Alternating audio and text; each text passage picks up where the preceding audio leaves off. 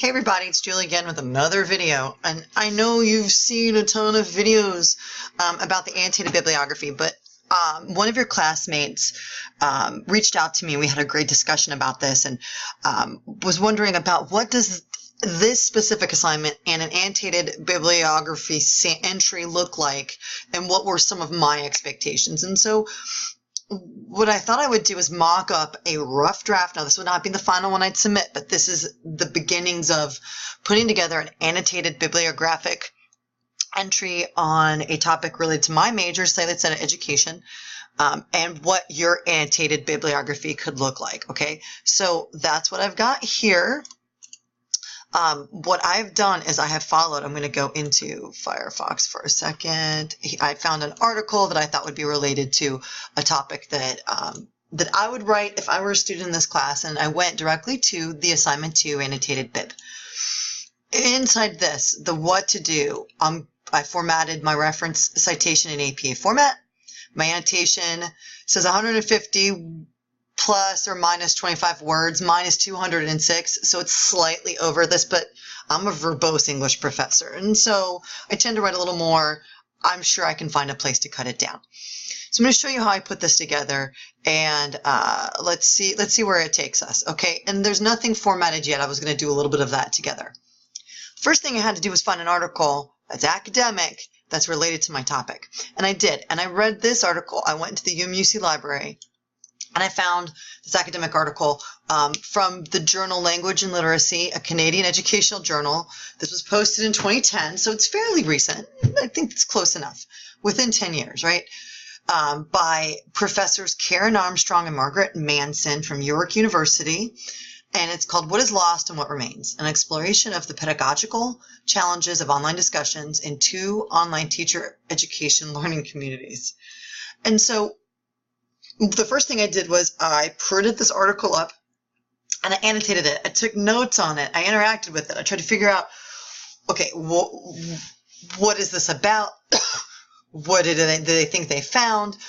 And I created a place on the hard copy where I felt like I could get what's called concept mastery. I could start to really understand this article, because you should never use an article in your research until you really understand what they're saying. Now, if there's a methodology section in the middle where they talk about p-values, don't worry about that. But read the introduction, read the background. There's enough background so you can get a sense of what they're doing. Excuse me. Keep going. There's different sections, and this is education writing, and they have headers that will guide you. Go through those, take a note of their main points, read that conclusion, and you can even see this is a trustworthy source. A, they have an affiliation with the university. They're professors of education, and look at their sources as well. Okay, and then here are their author biographies. There's that credentials that I was talking about that I like to see. Okay, let me get rid of that. So I'm going to go back into my document.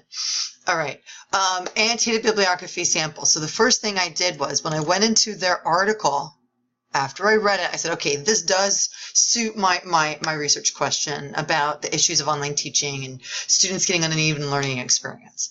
So I said, okay, so I'm going to use this. I don't have to create the APA reference from scratch. Let the system help you. Over here, little citation button, click it. Now, depending on what style you're using, I found the APA style. I highlighted it, I grabbed it, I threw it into my document right here. Now, it's not in Times New Roman 12. That's easy enough. You can highlight your text once you're done and just really make this academic and APA. Times New Roman 12, double spaced. There we go. So there's my format for the individual entry. And then to set this in a hanging indent, I just highlight the entry itself. I expand my paragraph, and I choose a hanging for special. So you can see how now my one paragraph doesn't need to be indented, but I've got my first entry. And now as far as APA is concerned, even though the system did this in all caps, doesn't mean you do. You still have to tweak it just a little bit, okay? Now, of course, add your cover page and do all of that. But I have a paragraph, and this is what the assignment description said you should include. And I want you to think about I'm not going to grade against you if you don't, but I think it's a good idea to add a credential. Who are these people? That sort of elevates your ethos, right? So I added a credential right here. That's it. That's all you do. Professors of Education at York University. Why are they trustworthy? Well, yeah, they're published in an academic journal, but extend your credibility by using the best sources and by saying, hey, these are the best sources. Not by saying that specifically, but by acknowledging their professional credentials just a little bit. So after reading the article, I came up with my summary. So if we say the summary will be in yellow, Karen Armstrong and Margaret Manson, professors of education at York University, argue that there are unique challenges to the teaching and delivering of course content in online college classrooms. Okay.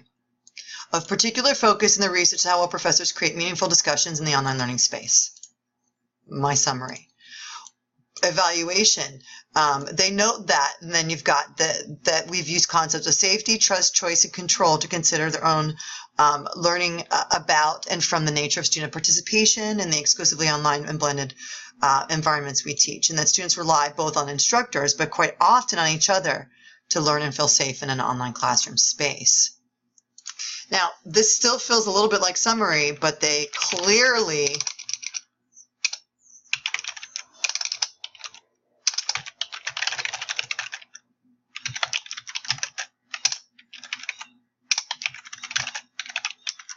now I've added a little bit of evaluation. I've provided a qualifying statement, and I focused on specific bits of content that I think are important to acknowledge. So that would be my evaluation section. That's going to be in green. Now, use. How are you going to use this? How would you possibly use this in your research paper? That's this last part. Say I'm doing this myself. I'll make this pink. I can. Oh, pink's kind of dark. Let's try gray. Okay. So use. So these are the three elements of what I want to see in your APA annotated bibliography entry. So this is that one chunky paragraph that shows concept mastery. What did they say? How well did they do it? What are the specific as part of evaluation details that you would focus on and use?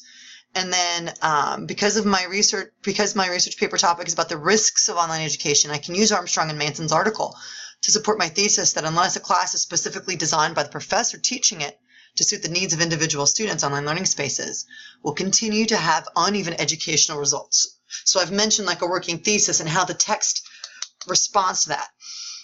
Please note, I think it would be great. I would love to see you use a couple articles that support what you think your argument is, and maybe one that's a counter that doesn't agree with you. It's important to show the variety of your research and your research range.